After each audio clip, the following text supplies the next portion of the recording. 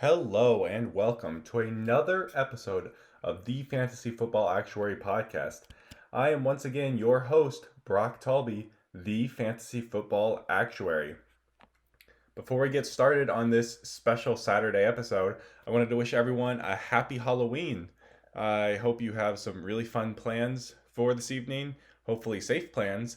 Um, my wife and I, we don't have any crazy plans. We have a 7-month-old baby, so we are taking her trick or treating for the first time.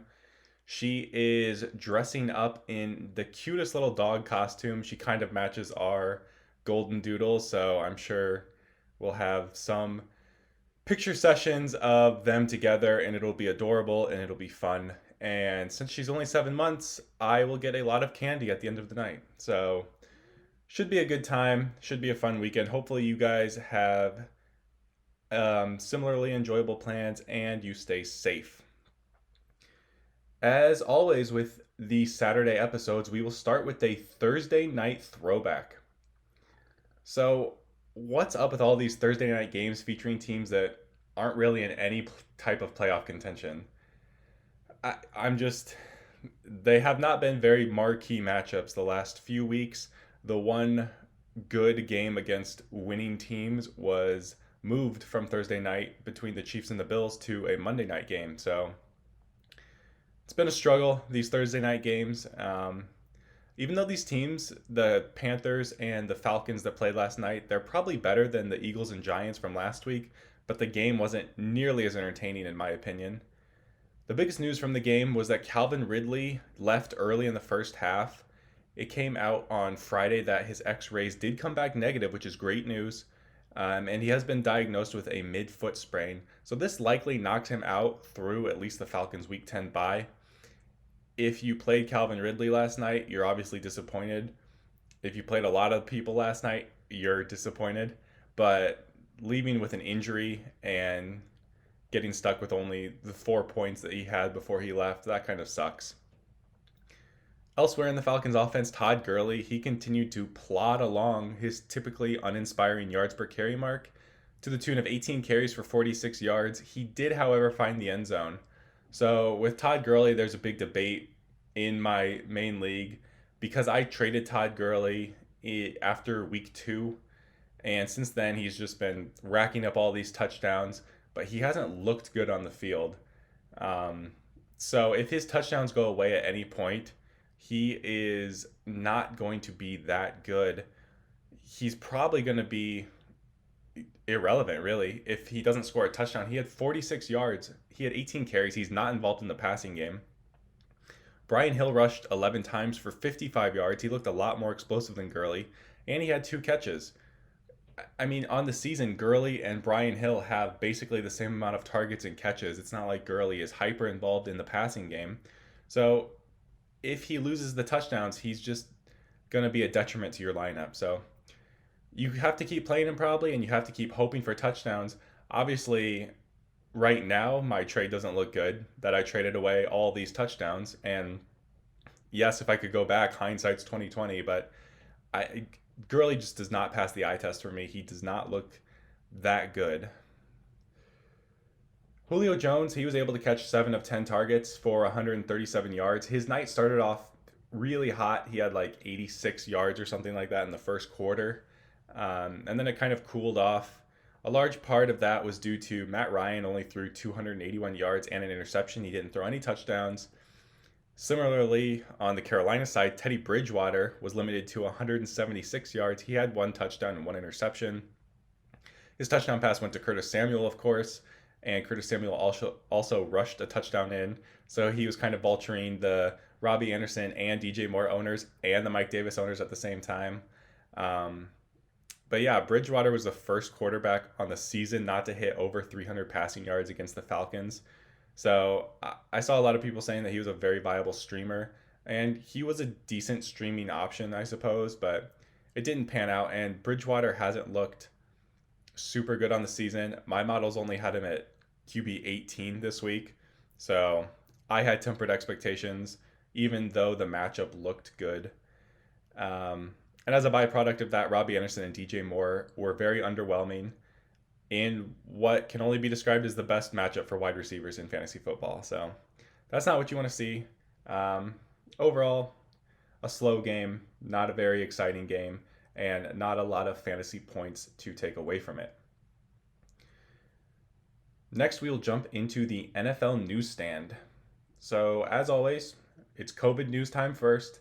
The Vikings and Broncos had one positive test each the last couple of days, but it sounds like the games aren't in any danger as of now. It's kind of similar to the Raiders situation from last week. So, this is good news. It's pretty quiet on the COVID front. I know that one other team, I think the Texans had another positive as well. They shut down their facility, but they're on bye this week. So, kind of irrelevant to fantasy managers, and hopefully they don't have any kind of outbreak and they're good to go for next week. But yeah, pretty quiet on the COVID front this week, which is what you want to hear. Outside of that, I think the biggest news is that Jaguars quarterback Gardner Minshew has been playing with a broken hand the last couple of weeks. I guess he has several fractures and some torn ligaments in his throwing hand, and he's had this injury since mid October. The team didn't know about it until tests were run this week. So I don't know if he just said that he had a sore hand or if I don't know how you don't do tests for multiple weeks with this kind of injury. And it's kind of an insane situation because it makes sense when you're looking at the game. Like his play has declined the last couple of weeks. So nobody in the Jaguars organization thought to get this hand tested unless he just didn't tell anybody that his hand was even sore or anything. Um, but yeah, odd situation. You're a professional football organization. You should be testing any kind of little injury to see if it's anything serious and not letting your quarterback play with a broken hand for multiple weeks. Anyways, rookie Jake Luton, not even sure how to say this guy's name. Apparently, he was a Pac 12 quarterback. Rookie Jake Luton is set to make the start after the bye week. So, Gardner Minshew hadn't been that good. Maybe this helps the wide receivers. DJ Chark has been dropping passes either way. So, he's got to up his play either way with any quarterback to become fantasy reliable again. So the 49ers released a statement that Jerick McKinnon is dealing with tired legs. I'm not sure what that even means. I wouldn't play him in any situation after he basically got sidelined all game last week. It sounds like Coleman could be back, and if not, I think Hasty is the guy to play this week. McKinnon just seems to be out right now. I don't know if that's because he had a couple weeks of very inefficient play and the 49ers are done with him right now. They have other options, so why not go with those other options? Obviously, Jeff Wilson crushed it last week before he got hurt. So if Coleman's back, which it sounds like they're really hopeful that he is, Coleman is the play with probably McKinnon and Hasty as backup roles, and I would not play either of them if Coleman's healthy. If Coleman's out, I would play Hasty. I would not play Jerick McKinnon still. Just he got one carry for -1 yards last week, and then he was on the bench the whole rest of the game. So I wouldn't trust Jerick McKinnon. I would not have him in any kind of lineup in any format. Austin Hooper is still dealing with appendicitis or recovering from appendicitis, so he will miss this week and recover through the Browns bye week next week. Julian Edelman is likely to be placed on IR. When I was reading this story on Roto World, they had him listed as injuries knee, comma, old. So I thought that was very humorous as a Julian Edelman owner. So I got him, I acquired Edelman and Devin Singletary in that trade where I traded away Todd Gurley. After week 2, Edelman was coming off that 180-yard game, and Moss was injured, so Singletary was the only back in Buffalo. I was really shallow at wide receiver due to A.J. Brown, Deebo Samuel, Deontay Johnson injuries. So lots of injuries were plaguing my wide receivers. I need depth, so I went for Julian Edelman off that 180-yard game. Unfortunately, he has sucked ever since then. And so Roto World throwing shade at him and calling him old as one of his injuries, I found very, very humorous. So we will get into the injury updates. Chris Carson is questionable. Carlos Hyde is doubtful. And Travis Homer is questionable. Seahawks coach Pete Carroll said that all three of them are game time decisions. This really sucks because they have a late afternoon kickoff time, so it's not a 1 o'clock time, and you will need to hopefully hear some clarity before then or gamble. It sounds like Hyde is not going to play, which is a weird flip. At the beginning of the week, it sounded like Hyde was fine and Chris Carson was more towards doubtful. Now he's more likely to play than Hyde. It's just a tough situation with that late afternoon kickoff. So monitor it throughout today and tomorrow, but you might want to look elsewhere for safer options. Deebo Samuel's out. This was expected, and Brandon Ayuk is a good play against Seattle's just terrible secondary. Jamison Crowder is doubtful for the Jets, and Brashad Perryman is out. So rookie Denzel Mims becomes a decent flyer option in deeper leagues only. Tim Patrick is questionable, but he didn't practice all week, so I assume he's out.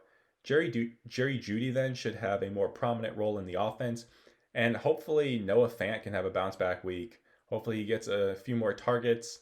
I know last week's game was weird. It was in the snow.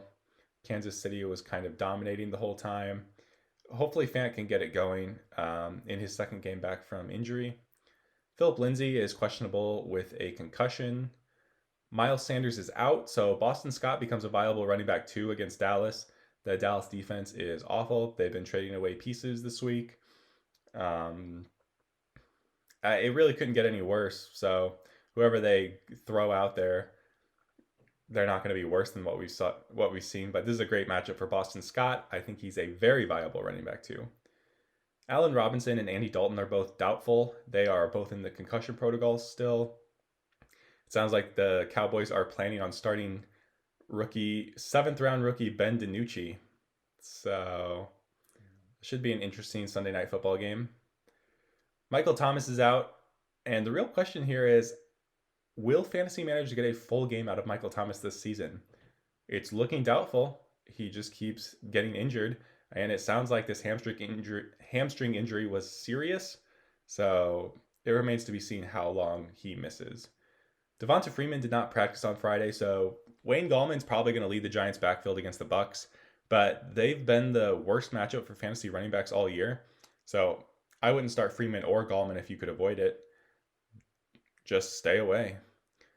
John Brown is in this week, which is great news for Josh Allen and Stephon Diggs, as the offense has struggled without him opposite of Diggs. It's been a noticeable drop since John Brown's been out.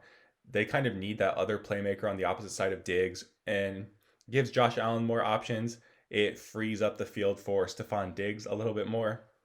So hopefully this coming back kind of propels Josh Allen back into that week 4 or that weeks 1 through 4 play that we saw to start the season. Mark Ingram is doubtful, so you may be tempted to start J.K. Dobbins or Gus Edwards, but I would not play either of them against the Steelers if at all possible. Just avoid the situation. They've been splitting the backfield work evenly throughout the 3, so I assume it will be an even split between J.K. Dobbins and Gus Edwards. Edwards will probably get a few more carries, but it's against the Steelers' run defense. They did a pretty good job of bottling up Derrick Henry last week, and Derrick Henry is infinitely better than Gus Edwards and J.K. Dobbins currently, so I would not play either of them. Aaron Jones is out again, so Jamal Williams is a good start against the Vikings. He's probably a top 15 play again this week. Joe Mixon is out, so Gio is a fringe running back 2 to high-level flex play. He's not as high as Jamal Williams for me, but he's a good high-end flex play with Joe Mixon out. And finally, Dalvin Cook is officially listed as questionable, but it sounds like there's little doubt that he will not play. So it sounds like he's going to be in, which is great news for any Dalvin Cook owner. It's good news for anybody who's being forced to play Kirk Cousins in a 2 QB league. He has a good dump-off option again. Alexander Mattison did not look that good last game. Dalvin Cook is a definitely better player and better option. So hopefully that just helps the offense out. And we will move into the next segment, Fringe Player Frenzy. I'm going to talk about a quarterback, running back, wide receiver, and tight end, and kind of go through someone who's on the fringes of should I start him, should I not, and kind of talk about why I would start them and why I like them this week. So, my fringe play at quarterback is Baker Mayfield. I highlighted him as my favorite stream of the week, and I'm mentioning him again because I still think he's being slept on. He threw 5 touchdowns last week and looked really good when he had time in the pocket. Coincidentally, the Raiders defense was only able to get to Tom Brady 1 time last week, so Baker should feel all cozy and comfortable yet again this coming week in the pocket. It's probably crazy to say that the Browns offense is better without OBJ, like a lot of Twitter is claiming. If you go anywhere, analysts are all over the Baker Mayfield's going to be better without Odell Beckham. The Browns offense is going to be better without Odell Beckham. Probably not. You lose a superstar wide receiver like Odell Beckham, and I don't think your offense gets better. And Baker Mayfield came out and made a statement that he thinks it's very disrespectful that people are saying this. But at the same time, Baker doesn't have to try and force the ball to Odell, who he's never really had any chemistry with. So, it's not going to be worse, I don't think, is what I'm saying. My models like Baker a lot this week in the matchup, and I would start him over Drew Brees, Joe Burrow, and his opponent on the week, Derek Carr. My fringe player start at running back is Myles Gaskin.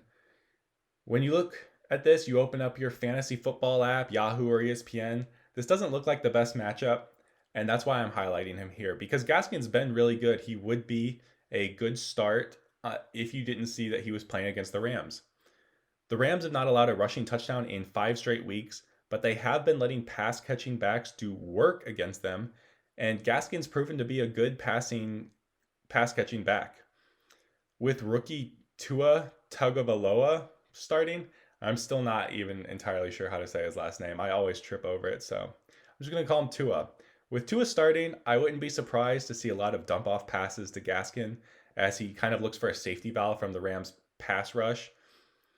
I think this makes Gaskin a great play in any kind of PPR format, and my models like him as a mid-tier running back too, and no matter what format you're in. I would start Gaskin over James Conner, Darrell Henderson, and Giovanni Bernard this week. My fringe play wide receiver is T. Higgins. The Titans have not been great against wide receivers. Just look at what Deontay Johnson did to them last week as the most recent example. And T. Higgins is quickly becoming the wide receiver 1 on the Bengals. In my opinion, if you watch the games, T. Higgins looks like he's starting to take over that wide receiver 1 job from Tyler Boyd. And he looks to be Joe Burrow's favorite target to throw to. He has 5 targets or more in the last 6 games, and he's gone for at least 4 catches and 62 yards in the last 4 games. On the season, he has 27 catches for 410 yards and 3 touchdowns, and my models think that his season-long pace will only increase over the back half of the season. Those are fantastic rookie numbers. I would start Higgins as a high-end flex play with wide receiver 2 upside and play him over his teammate Tyler Boyd, Amari Cooper with Ben DiNucci, and Sterling Shepard. And to wrap things up, my fringe play at tight end is Trey Burton. The Colts love tight ends. Phillip Rivers loves tight ends, and I'm going to keep harping these points until Trey Burton becomes owned more than 9% in ESPN leagues. 9 freaking percent. How is he? Okay. I don't know how he's owned so low. It's insane to me, but you can pick up Trey Burton and start him this week easily, and he'll be better than most of the tight ends that the rest of your league's rolling out there. The Lions do look like a nightmare matchup for tight ends on paper, but they've given up touchdowns to Jimmy Graham and Robert Tonyan, and they coughed up 68 yards to Hayden Hurst. Burton's over 5 targets a game in his last 3 since becoming healthy, and he had a rushing touchdown and a receiving touchdown his last game played. I think he actually had 2 rushing attempts. So the Colts are using him. They're trying to take advantage of his athleticism. My models are not scared off by the matchup and are projecting him as a top 6 tight end finish on the week, which means I would start him over Jonnu Smith, Jared Cook, and Hunter Henry. So that will wrap up the Fringe Player Frenzy segment. To recap, my fringe play quarterback is Baker Mayfield. My running back is Myles Gaskin. My wide receiver is T. Higgins, and my tight end is Trey Burton. I would start all of those guys with pretty high confidence. If you would like to check out my full Week 8 modeled rankings, you can do so on the website. The website is thefantasyfootballactuary.com. That can help you make any other start sit decisions for any other players that I did not mention today. If you want to follow me on social media, my Twitter and Instagram handle are the same. It's at the FF Actuary. So with that, we will wrap up this Saturday episode. Like I said, enjoy your Halloween. Be safe, have fun, eat lots of candy, and then when you're coming down off that high, enjoy football on Sunday. And hopefully everyone has a good week 8. Until next time, keep crunching those numbers.